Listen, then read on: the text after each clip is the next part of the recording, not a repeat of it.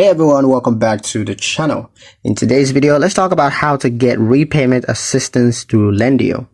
If you're struggling to meet repayment deadlines, Lendio provides options for repayment assistance through its lending partners. Here's how to request it. First, log into your Lendio account and go to the loans section.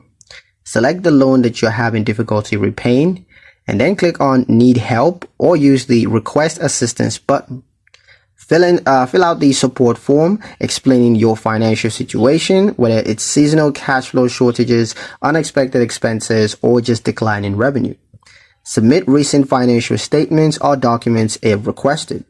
Lendio will forward your request to the lenders who may offer temporary deferments, reduced payments, or a modified repayment plan. Review the assistance options carefully, noting any impact on interest or loan length. And once you agree to new terms, confirm through the portal and monitor your updated repayment schedule. A quick tip, request assistance early before missing a payment to preserve your credit standings and of course to avoid late fees. But that's pretty much it for the video, guys. Hope you liked it. Hope you found the information here useful enough.